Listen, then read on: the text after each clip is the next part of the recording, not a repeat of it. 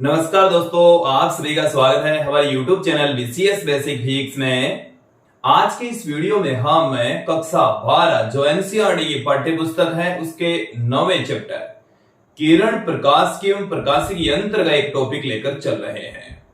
आज का जो हमारा टॉपिक है वो है दर्पण सूत्र, दर्पण समीकरण। देखिए, ये जो टॉपिक है वो बोर्ड एग्जाम की दृष्टि से काफी महत्वपूर्ण टॉपिक है। यह टॉपिक डायरेक्ट पूछा जा सकता है कि दर्पण समीकरण फाइंड आउट कीजिए, या इसके साथ में इस पर आधारित न्यूमेरिकल क्वेश्चन भी पूछे जा सकते हैं। तो ये जो टॉपिक है बोर्ड एग्जाम की दृष्टि से और कंपटीशन एग्जाम की दृष्टि से काफी महत्वपूर्ण, काफी इंपॉर्टेंट टॉपिक है। विद्यार्थियों, यदि आप हमारे YouTube चैनल पर नए हैं तो चैनल को सब्सक्राइब कर लीजिए, साथ में बेल आइकन भी दबा दीजिए। देखिए, इस टॉपिक को स्टार्ट करते हैं और बात करते हैं दर्पण समीकरण क्या है। देखिए, किसी गोलीय दर्पण के लिए उसकी फोकस दूरी, बिंब दूरी तथा प्रतिबिंब दूरी के मध्य संबंध बताने वाला समीकरण दर्पण समीकरण कहलाता है। एक बार फिर से सुन लीजिए, हमारे पास में एक दर्पण है, उस दर्पण की फोकस दूरी, बिंब दूरी तथा प्रतिबिंब दूरी के मध्य एक रिलेशन स्थापित करेंगे और उस रिलेशन को ही हम दर्पण सूत्र या दर्पण समीकरण कहेंगे। क्लियर? देखिए, क्या है दर्पण समीकरण कि किसी दर्पण की फोकस दूरी, किसी दर्पण की फोकस दूरी जिसे हम स्मॉल f से पुट करते हैं, फोकस दूरी, बिंब दूरी, बिंब दूरी को हम स्मॉल u से पुट करते हैं, वह प्रतिबिंब दूरी, प्रतिबिंब दूरी जिसे हम स्मॉल v से पुट करते हैं, में संबंध बताने वाला समीकरण, में संबंध बताने वाला समीकरण, बताने वाला समीकरण दर्पण समीकरण कहलाता है। दर्पण समीकरण कहलाता है, दर्पण समीकरण कहलाता है। एक बार देखिए, इन तीनों के बीच में क्या संबंध होता है, क्या रिलेशन होता है, वो भी देख लीजिए। मैं यहां पर पुट कर देता हूं, इन तीनों के मध्य रिलेशन होता है 1/f बराबर 1/u प्लस 1/v। ये है दर्पण समीकरण, दर्पण सूत्र। ये f तो है फोकस दूरी, u है बिंब दूरी और v है यहां पर प्रतिबिंब दूरी। तो f, u और v के मध्य जो संबंध होता है उसको हम दर्पण समीकरण कहते हैं और ये रिलेशन होता है इनमें। अब हम यहां पर क्या करेंगे, इस रिलेशन को प्रूफ करने वाले हैं। तो आप लोग बोर्ड पर पूरा फोकस रखेंगे। देखिए, इसको किस तरीके से प्रूफ किया जा सकता है। मैं यहां पर ज्यादा थ्योरी पुट नहीं करूंगा, समझाने का अधिक से अधिक प्रयास करेंगे। आप भी बोर्ड पर पूरा ध्यान रखेंगे। प्रूफ करने के लिए हम एक अवतल दर्पण यहां पर लेकर चलेंगे कि हमारे पास में ये मैं कंसीडर कर लेता हूं कि ये एक अवतल दर्पण है। ये इस पर पॉलिश की हुई है और ये हमने दिखा दिया है एक अवतल दर्पण। और इस अवतल दर्पण में ये है इसका ध्रुव P, यह है इसकी मुख्य अक्ष, और यहां पर हम एक वस्तु ले लेते हैं। ये हमने ले ली है वस्तु AB, ये हमने एक वस्तु ले ली है AB। देखिए विद्यार्थियों, वस्तु से के बिंदु A से हम दो प्रकाश की किरणें इस दर्पण पर आपतित करवाएंगे। तो वस्तु AB से के जो बिंदु A है, इससे हम दो प्रकाश की किरणें इस दर्पण पर आपतित करवाएंगे। एक प्रकाश किरण हम आपतित करवा रहे हैं जो कि मुख्य अक्ष के समांतर आ रही है। एक प्रकाश किरण को हमने यहां पर आपतित करवा दिया है जो कि इसकी मुख्य अक्ष के समांतर आ रही है। मुख्य अक्ष के समांतर आने वाली जो प्रकाश की किरण है वो फोकस बिंदु में से होकर गुजरती है। देखिए, इस प्रकाश किरण ने नियमों को फॉलो किया है। हम ये जानते हैं, हम पहले पढ़ चुके हैं गोलीय दर्पणों से प्रतिबिंब बनने के नियम। तो देखिए, मुख्य अक्ष के समांतर आने वाली जो प्रकाश की किरण है वो फोकस बिंदु से होकर गुजरती है और ये भी फोकस बिंदु से ही होकर गुजर रही है। देखिए यहां पर हम ले लेते हैं कि ये जो बिंदु है वो बिंदु M पर आकर टकरा रही है। कौन से बिंदु पर आकर टकरा रही है? बिंदु M पर आकर टकरा रही है। दूसरी जो प्रकाश की किरण है वो हम लेकर चलेंगे कि जो बिंदु P है, ध्रुव है, इसके ऊपर आकर आपतित हो रही है।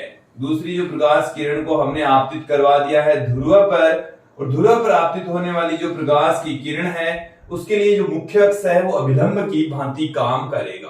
किसकी भांति काम करेगा? अभिलंब की भांति काम करेगा। तो ये वाली प्रकाश की किरण और ध्रुव से परावर्तित होने वाली प्रकाश की किरण जहां कहीं पर भी मिलती है वहीं पर एक का प्रतिबिंब बन जाएगा A डैश, और यहां पर ये आ जाएगा B डैश। देखो ये बिंदु F है और यहां पर होगा बिंदु C, जिसे हम वक्रता केंद्र कह रहे हैं। एक बार इस डायग्राम को अच्छे से देख लीजिए, समझ लीजिए। ये हमने लिया है एक अवतल दर्पण, यह है इसकी मुख्य अक्ष, और मुख्य अक्ष के ऊपर हमने C से परे एक वस्तु रख दी है AB। क्लियर? वस्तु के बिंदु A से दो प्रकाश की किरणें हमने ली है। पहली प्रकाश किरण मुख्य अक्ष के समांतर जो कि बिंदु M से परावर्तित होकर फोकस बिंदु से होकर गुजरेगी, इस तरीके से जा रही है। क्लियर? समझ आ गया? दूसरी प्रकाश किरण को हम ध्रुव पर आपतित करवा रहे हैं। ध्रुव पर आपतित होने वाली प्रकाश की किरण के लिए ये जो मुख्य अक्ष है वो अभिलंब की भांति काम करेगा। किसकी भांति काम करेगा? अभिलंब की भांति, क्योंकि यहाँ पर जो मुख्य अक्ष है वो इस दर्पण के ठीक परपेंडिकुलर होता है। क्लियर? तो ये दोनों प्रकाश की किरण जहां कहीं पर भी मिलेगी वहीं पर इस बिंदु A का प्रतिबिंब बन जाएगा A डैश। तो यहां पर आप देख रहे हैं कि जो प्रतिबिंब है A डैश B डैश प्राप्त होता है, F और C के मध्य प्राप्त होता है, उल्टा प्राप्त हो रहा है, वस्तु से छोटा प्राप्त हो रहा है। हमें रिलेशन फाइंड आउट करना है U, V और F के मध्य। तो देखिए F और P के मध्य की दूरी फोकस दूरी है, इस वस्तु से दर्पण के मध्य की दूरी बिंब दूरी है, प्रतिबिंब तथा दर्पण के मध्य की दूरी प्रतिबिंब दूरी है। वो हम अंत में यहां पर इस डायग्राम में पुट कर देंगे। फिलहाल हम इसको थोड़ा सा आगे बढ़ाते हैं।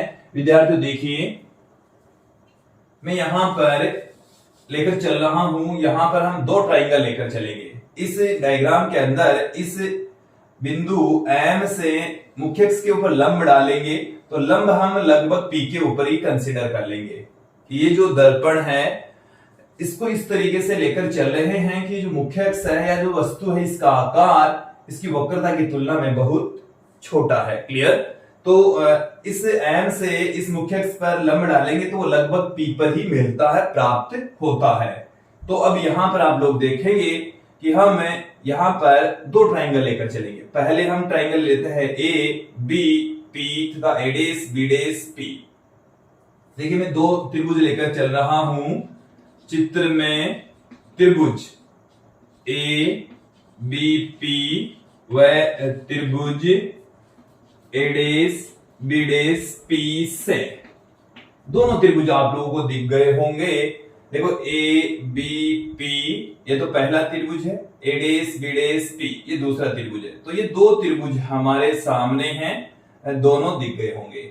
अब हम इन दोनों को यहां पर समरूप सिद्ध करने वाले हैं। देखिए समरूप त्रिभुज के अंदर क्या होता है कि तीनों कोण समान होते हैं। तीनों कोण क्या होते हैं? समान होते हैं। तो यदि तीनों कोण समान होते हैं तो वो समरूप त्रिभुज है। और यदि दो कोण भी समान हो गए, दो कोण भी यदि समान हो जाते हैं तो तीसरा कोण अपने आप समान हो जाता है। तो हमें क्या करना है, इन दोनों त्रिभुजों में, इस त्रिभुज में तो इस त्रिभुज में दो कोण समान दिखाने हैं, दो कोण इक्वल दिखाने हैं।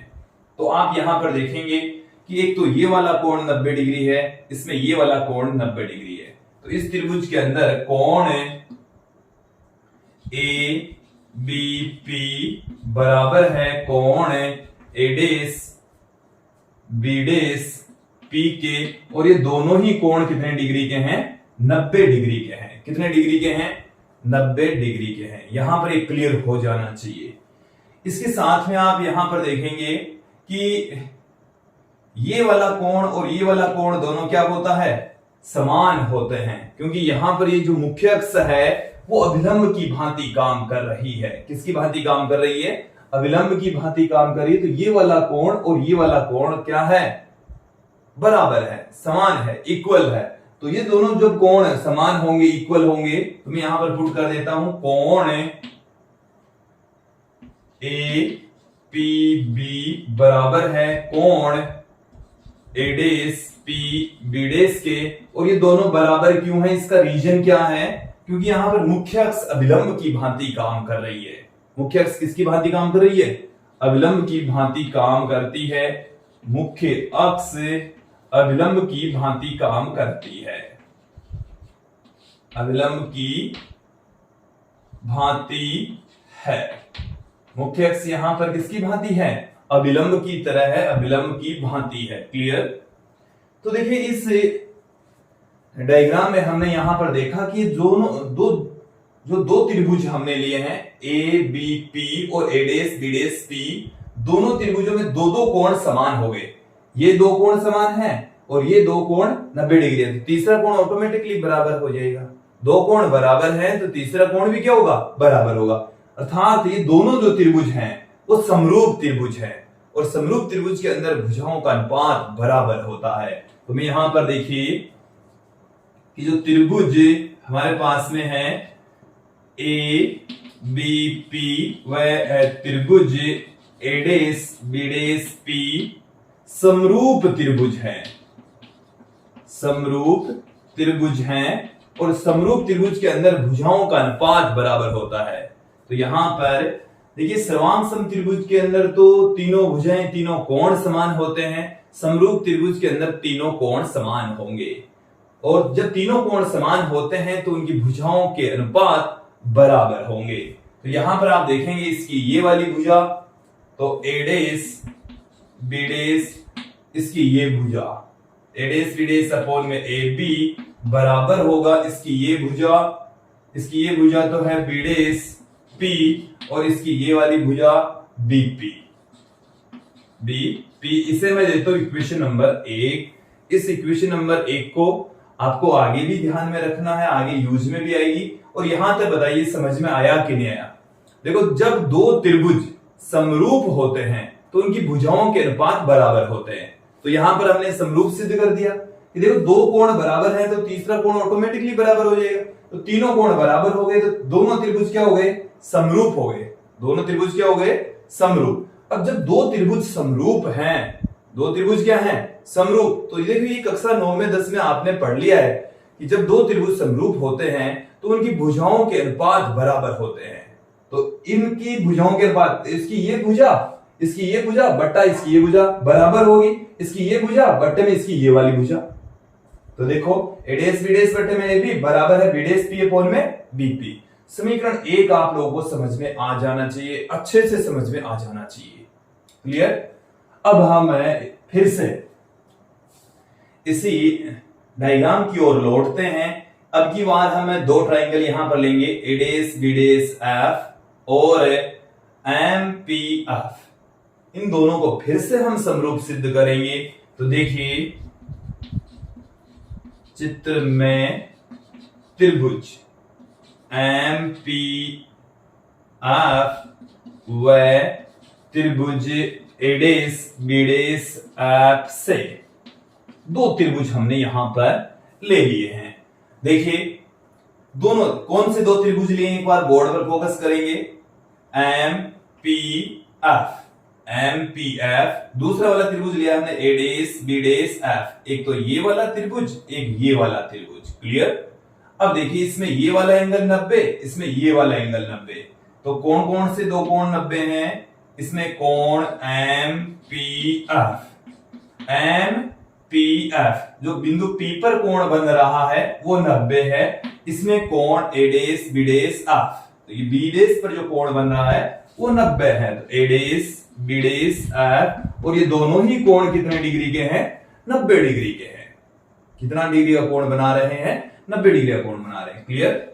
अब देखिए यहां पर बी डेस एफ ए डेस या ए डेस एफ बी डेस, ए डेस एफ बी डेस ये बराबर है पी एफ एम के या एम एफ पी के। कोण एम एफ पी के ये क्यों बराबर है दोनों? क्योंकि ये वाला कोण तो सेम है। ये है सम्मुख कोण या शीर्षाभिमुख कोण। आमने सामने के कोण हैं, सम्मुख कोण है, और सम्मुख कोण क्या होते हैं? सम्मुख कोण बराबर होते हैं। तो ये सम्मुख कोण है विद्यार्थियों। तो यहां पर हमने इन दोनों त्रिभुजों के अंदर भी दो दो कोण बराबर दिखा दिए हैं, और ये दो कोण बराबर होते हैं, तत्पश्चात ये दोनों त्रिभुज भी समरूप त्रिभुज होंगे। कैसे त्रिभुज होंगे? समरूप त्रिभुज होंगे। और जब दो त्रिभुज समरूप होते हैं तो उनकी भुजाओं के अनुपात भी बराबर होंगे। तो यहां से हमारे पास में क्या निष्कर्ष निकला कि त्रिभुज एम पी एफ व त्रिभुज एडेस बीडेस एफ समरूप त्रिभुज होंगे। समरूप त्रिभुज हैं। कैसे त्रिभुज हैं? समरूप त्रिभुज है। और जब त्रिभुज समरूप होते हैं तो उनकी भुजाओं के अनुपात भी क्या होंगे? बराबर होंगे, इक्वल होंगे।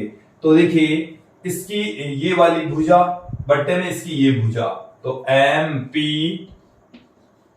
पी बट्टे में, चलिए पहले इसकी भुजा ले लीजिए, एडेस बीडेस बट्टे में एमपी, एडेस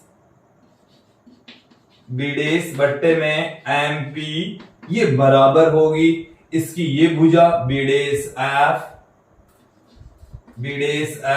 बट्टे में इसकी ये भुजा, इसकी ये भुजा एफ पी।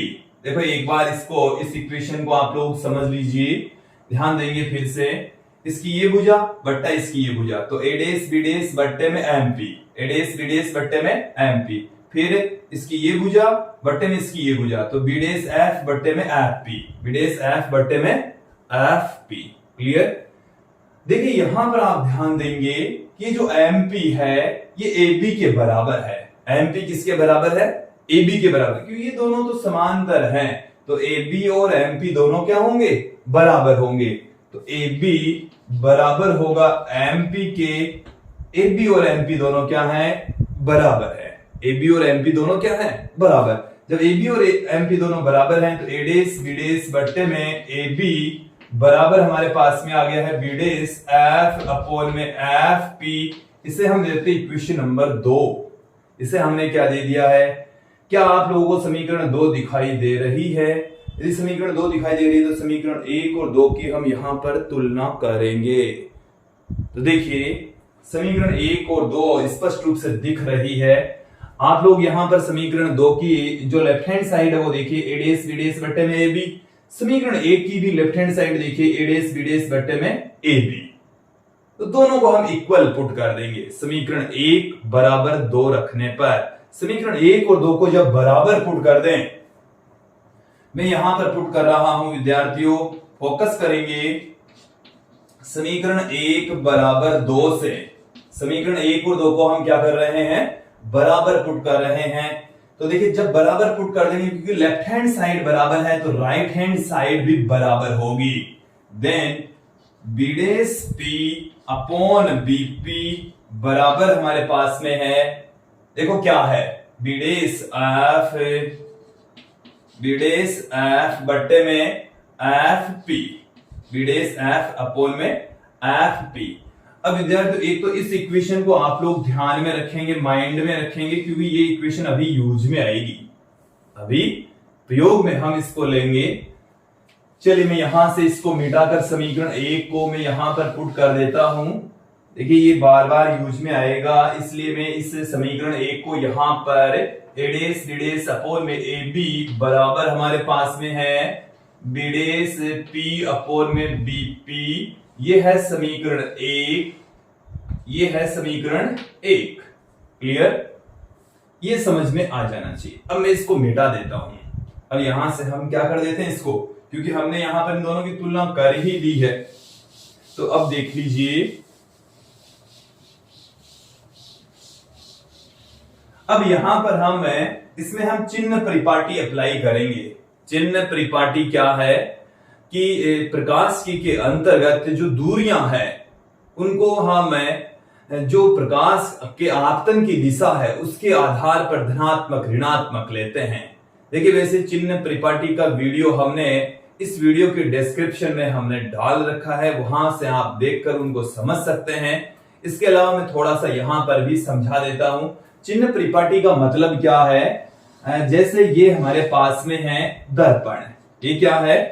दर्पण है। इस तरीके से ये दर्पण है। क्लियर? ये है इसकी मुख्य अक्ष। बोर्ड पर फोकस करेंगे। जैसे आप कार्तीय निर्देश तंत्र पढ़ चुके हैं कि जैसे एक्स एक्सिस होती है, ये वाई एक्सिस होती है, तो इसमें दोनों ही दूरियां धनात्मक, एक्स और वाई धनात्मक होते हैं, और इसमें एक्स और वाई दोनों ही ऋणात्मक होते हैं। ठीक उसी प्रकार से यदि प्रकाश इस दिशा में आ रहा है तो इस दिशा वाली दूरियों को हम लेंगे धनात्मक, प्रकाश की दिशा वाली दूरियां धनात्मक हो गई, प्रकाश की विपरीत दिशा वाली दूरियां ऋणात्मक ली जाएगी। क्लियर? प्रकाश यदि इधर से इधर जा रहा है तो प्रकाश की दिशा में देखो दूरियां है वो यहां से मापी जाएगी, दर्पण से मापी जाएगी। प्रकाश की दिशा में दूरियां धनात्मक, उसकी विपरीत दिशा में दूरियां क्या लेनी है? ऋणात्मक लेनी है।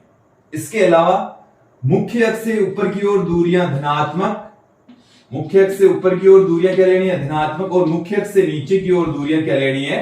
ऋणात्मक लेनी है। बस यही है चिन्ह परिपाटी। एक बार देखिए, फिर से समझ लीजिए कि प्रकाश इधर से इधर आ रहा है तो यहां से दूरी मापेंगे। प्रकाश आपतन की दिशा में दूरी धनात्मक, प्रकाश आपतन की विपरीत दिशा में प्रकाश इधर आ रहा है जबकि हम दूरी इधर माप रहे हैं, तो उस दूरी को हम ऋणात्मक लेंगे, उस दूरी को भी ऋणात्मक लेंगे। फिर देखिए, मुख्य अक्ष से ऊपर की ओर दूरी धनात्मक, ये लीजिए, मुख्य अक्ष से नीचे की ओर दूरियां ऋणात्मक। अभी जब हम चिन्ह परिपाटी यहां पर पुट करेंगे तो आप लोगों को बेटर तरीके से समझ में आ जाएगा। देखिए यहां पर बी डेश पी, हम इन सब की वैल्यू पुट करेंगे चिन्ह परिपाटी के अकॉर्डिंग। चिन्ह परिपाटी यहां पर हम अप्लाई कर रहे हैं। बी डेश पी क्या है, इसके साथ में हम देखेंगे बीपी क्या है, बी डेश एफ है। बी डेश एफ को भी देखिए हम क्या लिख सकते हैं, यहां पर ध्यान देंगे सारे विद्यार्थी। बी डेश पी अपॉन में बीपी बराबर B dash F. B dash F यहां से लेकर यहां तक की डिस्टेंस है, तो इस वाली दूरी में से ये दूरी घटा दें, इस दूरी में से ये दूरी घटा दें तो यही बचेगी। एक बार फिर से ध्यान देना, इसमें से ये घटा दें तो ये बच जाएगी। तो देखो बी डेश एफ चाहिए हमें, तो B dash P minus F P, B dash P में से एफ पी घटा दिया तो बी डेश एफ आ गया। तो हमने क्या किया है, बी डेश एफ के स्थान पर B dash P minus F P put कर दिया। अब इसमें हम चिन्ह परिपाटी लगाएंगे। तो ये हमारे पास में केवल 3 राशियों के चिन्ह लिखने हैं। बी डेश पी क्या है, बीपी क्या है और एफ बी क्या है। देखिए इस डायग्राम को गौर करके देखना आप लोगों को। सबसे पहले हम बात करते हैं कि जो दूरियां हैं वो यहां से सारी की सारी इधर है, तो यहां से मापी जाने वाली दूरियां ऋणात्मक होगी। प्रकाश इधर आ रहा है जबकि हम दूरियां इधर मापेंगे। क्लियर? तो देखिए यहां से एफ पी, एफ से पी तक की दूरी होती है फोकस दूरी। क्या होती है? फोकस दूरी। और फोकस दूरी है इधर, इसलिए इसको ऋणात्मक लिया जाएगा। कैसा लिया जाएगा? ऋणात्मक। फिर है बीपी, बीपी है बिंब दूरी, और ये भी इधर ही मापी जाएगी, इसलिए इसको भी किस में लेते हैं हम? माइनस में लेते हैं। क्लियर? एक है बी डेश पी, इसको भी हम इधर ही लेंगे। ये है प्रतिबिंब दूरी, इसको हम लेंगे माइनस में यू, सॉरी माइनस में वी। बिंब दूरी को यू से, प्रतिबिंब दूरी को वी से, और फोकस दूरी को एफ से पुट करते हैं। और तीनों ही दूरियां इस तरफ है, इसलिए इनको हमने नेगेटिव में लिया है। चिन्ह परिपाटी हमने यहां पर अप्लाई कर दी है। क्लियर? अब देखिए इसमें हम पुट कर दें बी डेश पी, तो बी डेश पी की जगह है माइनस में वी बट्टे में बीपी, तो बीपी है माइनस में यू बराबर बी डेश पी, तो माइनस में वी। देखो इस बी डेश पी की जगह माइनस में वी, ये नेगेटिव साइन यहां पर पढ़ाइए। एफ पी, एफ पी का मान है माइनस में एफ बट्टे में एफ पी, एफ पी है माइनस में एफ। क्लियर? ये मैंने चिन्ह परिपाटी लगाकर यहां पर इनकी वैल्यू पुट कर दी। देखो माइनस से माइनस कैंसिल हो जाएगा, v बट्टे में u आ गया, v बट्टे में u। अब देखिए इस माइनस एफ का भी इसमें भाग लगा देते हैं, तो माइनस से माइनस कैंसिल हो गया, v बट्टे में f आ गया। माइनस एफ का इसमें भाग लगाएंगे तो माइनस एफ से माइनस एफ कैंसिल हो गया, माइनस का ये वाला साइन पढ़ाइए, 1 आ गया। क्या आ गया? 1। अब इस पूरी इक्वेशन के अंदर हम क्या कर देते हैं, v का भाग लगा देते हैं, और v का जब इसमें भाग लगाएंगे तो 1/u बराबर, देखो v का भाग लगा देंगे तो ये ऊपर वाला v तो कैंसिल हो जाएगा, या बट्टे में u v से गुणा कर दीजिए, एक ही बात है। v का भाग लगा रहे हैं तो ये तो कट गया, इसमें भाग लगा रहे हैं तो ये भी कट गया, माइनस में इसमें भाग लगाएंगे तो इसमें देखो ये तो आ ही जाएगा, ये आ गया। इसे हम क्या लिख सकते हैं, इसको देखो क्या लिखा जा सकता है। अब मैं यहां पर पुट कर रहा हूं 1/f बराबर 1/f, इस बराबर के इस तरफ आ गया 1/u प्लस 1/v। फोकस दूरी, बिंब दूरी और प्रतिबिंब दूरी, ये तीनों के मध्य संबंध आ चुका है, और इसी संबंध को ही हम क्या कहते हैं, दर्पण सूत्र, दर्पण समीकरण कहते हैं। विद्यार्थियों, गोलीय दर्पण की फोकस दूरी, बिंब दूरी तथा प्रतिबिंब दूरी के मध्य संबंध बताने वाला समीकरण हम प्राप्त कर चुके हैं, और इसी समीकरण को ही हम दर्पण सूत्र, दर्पण समीकरण कहते हैं। न्यूमेरिकल क्वेश्चन करते समय आपको बिंब दूरी दी हुई हो सकती है, फोकस दूरी दी हुई हो सकती है, तो प्रतिबिंब दूरी पूछी जा सकती है, प्रतिबिंब की स्थिति पूछी जा सकती है, इसके साथ में आकार और प्रकृति भी पूछ लेते हैं। तो प्रकृति के लिए हम यहां पर अलग से एक आवर्धन, अभी इसी वीडियो में ही इसके आगे हम यहां पर देख लेते हैं, आवर्धनता, रेखीय आवर्धन क्या है। विद्यार्थियों, अब इस वीडियो में आगे बढ़ते हैं और बात करते हैं आवर्धन, रेखीय आवर्धन क्या होता है। देखिए, गोलीय दर्पण से बने प्रतिबिंब की ऊंचाई तथा बिंब की ऊंचाई का जो अनुपात होता है उसको हम आवर्धन कहते हैं, मैग्निफिकेशन कहा जाता है। इसका अर्थ है कि कोई भी जो दर्पण है वो किसी बिंब को कितना गुना बड़ा करके दिखाता है, कितना उसको आवर्धित करके दिखाता है। जैसे हम अपने मोबाइल के अंदर देखते हैं कि कोई जैसे फोटो है, पिक्चर है, तो उसको हम जूम करके देख लेते हैं कि 1 गुना है, 2 गुना है, 3 गुना है। इसका मतलब है कि वो जो हम गुणा करके देख रहे हैं वो उस फोटो का उतना ही गुणा कर देता है।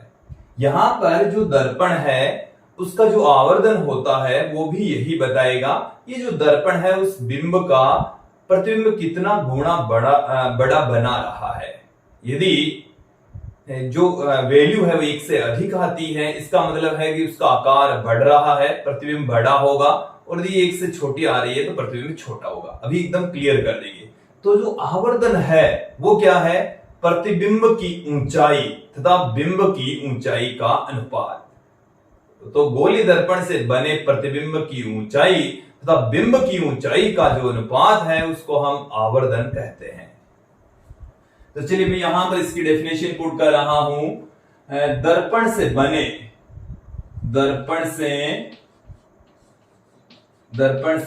बने प्रतिबिंब की ऊंचाई, प्रतिबिंब की ऊंचाई जिसको हम h डैश से पुट करेंगे, प्रतिबिंब की ऊंचाई तथा बिंब की ऊंचाई का अनुपात, बिंब की ऊंचाई जिसे हम h से पुट करेंगे का अनुपात, का जो अनुपात है आवर्धन कहलाता है, का अनुपात आवर्धन कहलाता है। इसका जो अनुपात है, रेशियो है, इसे हम क्या कहेंगे, आवर्धन कहेंगे, आवर्धन कहलाता है। क्लियर। अब देखिए, आवर्धन को हम स्मॉल m से पुट करते हैं। किससे पुट करते हैं, स्मॉल m। इसे अंग्रेजी में मैग्निफिकेशन कहा जाता है, अर्थात वो कितना मैग्नीफाई करता है, कितना गुना बड़ा करके दिखाता है, उसी को मैग्निफिकेशन कहते हैं। स्मॉल m से प्रदर्शित करते हैं। क्या कहती है इसकी डेफिनेशन, प्रतिबिंब की ऊंचाई, प्रतिबिंब की ऊंचाई जिसे हम h डैश से कह रहे हैं, किससे पुट कर रहे हैं, h डैश से, बट्टे में बिंब की ऊंचाई, बिंब की ऊंचाई जिसे हम h से पुट कर रहे हैं। बिंब की ऊंचाई को h से लिखेंगे, प्रतिबिंब की ऊंचाई को h डैश से पुट करेंगे। क्लियर। अब देखिए इसका भी हम एक फॉर्मूला यहां पर फाइंड आउट कर लेंगे और वो जो फॉर्मूला है वो समीकरण 1 से ज्ञात करेंगे। मैंने कहा था समीकरण 1 को हम यूज में लेंगे, इसलिए मैंने समीकरण 1 को भी उधर ही छाप के रखा है। साथ में जो डायग्राम है वो भी एज इट इज रखा है। ये हमारे पास में बिंब है, ये प्रतिबिंब बन रहा है, ये ए बी है वो बिंब है और एडेस बीडेस है वो प्रतिबिंब है। क्लियर। तो समीकरण 1 को हम यूज में लेंगे। समीकरण 1 देखिए, समीकरण एक है एडेस बीडेस अपोल में ए बी बराबर हमारे पास में है बीडेस पी अपोल में बीपी में चिन्ह परिपाटी लगा दीजिए। चिन्ह परिपाटी से, चिन्ह परिपाटी के लिए मैं यहां पर आप लोग ध्यान देंगे, यह है ए बी जो कि वस्तु की या बिंब की ऊंचाई है, जिसको हम लिखेंगे h से। ऊंचाई को किससे लिखेंगे? h से। और ये मुख्य अक्ष के ऊपर की ओर है, इसलिए इसको हम लिखेंगे प्लस h से। क्लियर। फिर देखिए एडेस बीडेस जो कि प्रतिबिंब की ऊंचाई है, जिसको हम लिखेंगे h डे से, और ये है मुख्य अक्ष से नीचे की ओर, इसलिए इसको माइनस h डे से पुट करेंगे। क्लियर। फिर देखिए इसके साथ में बीडेस पी है प्रतिबिंब दूरी जो कि इधर से इधर मापी जाएगी, माइनस में v से लिखी जाएगी, माइनस में v से। बीपी बराबर है बीपी, ये है बिंब दूरी, इस वस्तु की बिंब दूरी है, बट ये भी इधर ही मापी जाएगी, इसलिए माइनस u से लिखी जाएगी। अब इन चारों का जो मान है इस इक्वेशन के अंदर पुट कर देते हैं, हमें देखिए क्या मिल जाएगा। ध्यान देंगे एडेस बीडेस की जगह हम क्या पुट कर दें, माइनस में h डेस, ए बी की जगह पे क्या पुट कर दें, h बराबर बीडेस पी की जगह क्या पुट कर दें, माइनस v, और बीपी की जगह क्या पुट कर दें, माइनस u पुट कर देते हैं। क्लियर। देखिए यहां से इस नेगेटिव से इस नेगेटिव को या किसी एक नेगेटिव को काट देंगे तो h डेस बट्टे में h बराबर आ गया माइनस में v बट्टे में u, माइनस में v बट्टे में u आ चुका है। और h डेस बट्टे में h किसके बराबर है, m के बराबर है। किसके तुल्य है, m के बराबर है। तो मैग्निफिकेशन का जो फॉर्मूला है, ये देखिए जो फॉर्मूला है वो दर्पणों के लिए ही लागू होगा। m बराबर h डेस बट्टे में h बराबर माइनस v अपोन में u, माइनस में v अपोन में u। ये किसके लिए लागू होगा, केवल दर्पणों के लिए लागू होगा, केवल दर्पणों के लिए अप्लाई करना है। लेंसों के लिए इसमें प्लस में v बट्टे में u आएगा, प्लस में v बट्टे में u। तो वो हम आगे जब लेंस सूत्र देखेंगे, लेंस फॉर्मूला देखेंगे तो वहां पर पढ़ लेंगे। क्लियर। अब देखिए यहां से कुछ महत्वपूर्ण बातें निकल कर आती हैं, उन बातों को आप लोग यहां पर समझ लीजिए, क्लियर कर लीजिए। ये जो m का मान यदि आपके पास में धनात्मक आता है, m का मान कैसा आता है, धनात्मक, इसका मतलब है कि काल्पनिक प्रतिबिंब बनेगा। m का मान ऋणात्मक आता है, इसका मतलब है वास्तविक प्रतिबिंब बनेगा। देखो माइनस प्लस का साइन है वो वास्तविक और काल्पनिक प्रतिबिंब को बताएगा। तो मैं यहां पर पुट कर देता हूं, महत्वपूर्ण ये बातें हैं। देखिए मैं इधर पुट कर रहा हूं, आप लोग ध्यान देंगे। m यदि m कैसा हो, धनात्मक, m कैसा हो, धनात्मक, तो काल्पनिक प्रतिबिंब बनेगा। प्रतिबिंब कैसा होगा, काल्पनिक प्रतिबिंब होगा, काल्पनिक प्रतिबिंब। क्लियर। m का मान पॉजिटिव आ रहा है, इसका मतलब काल्पनिक प्रतिबिंब। और यदि m कैसा हो, ऋणात्मक हो, नेगेटिव में हो, m कैसा हो, ऋणात्मक, तो वास्तविक प्रतिबिंब बनेगा। कैसा प्रतिबिंब बनेगा, वास्तविक प्रतिबिंब बनेगा। ये एकदम क्लियर कर लीजिए। ठीक है। तो इसको आप दिमाग में फिट बिठा लीजिए, जहां कहीं पर भी m का मान है, न्यूमेरिकल क्वेश्चन करते समय आएगा, m का मान धनात्मक इट मींस काल्पनिक प्रतिबिंब, m का मान ऋणात्मक इट मींस वास्तविक प्रतिबिंब। अब देखिए m का मान माइनस प्लस का साइन तो बस केवल यही बताएगा कि आभासी प्रतिबिंब बन रहा है या वास्तविक प्रतिबिंब बन रहा है। अब यदि मोड ऑफ m, इसका मतलब है कि हम उसका मान माइनस प्लस से कोई लेना देना नहीं है, हम लेकर चल रहे हैं मोड ऑफ m का मान यदि 1 है तो प्रतिबिंब की ऊंचाई और बिंब की ऊंचाई बराबर होगी। मोड ऑफ m मतलब इसका जो मान है वो 1 के बराबर आ रहा है, तो h डैश और h दोनों का मान क्या होगा, बराबर होगा। प्रतिबिंब की ऊंचाई और बिंब की ऊंचाई क्या होगी, सेम होगी। और यदि मोड ऑफ m का मान 1 से बड़ा है, मोड ऑफ m का मतलब है इसका मान धनात्मक ही लेना है, माइनस में भी है तो भी प्लस में ही है, तो इसका मान जब 1 से बड़ा है इसका मतलब है कि जो प्रतिबिंब है उसकी ऊंचाई बिंब की ऊंचाई से ज्यादा है। मतलब m का मान यदि 1 से बड़ा आ रहा है, इसका मतलब है कि जो प्रतिबिंब है वो बिंब से कई गुना बड़ा बन रहा है, उतना गुना बड़ा बन रहा है। क्लियर। और मोड ऑफ m का मान यदि 1 से छोटा होता है तो h डैश यहां पर छोटा होगा h से।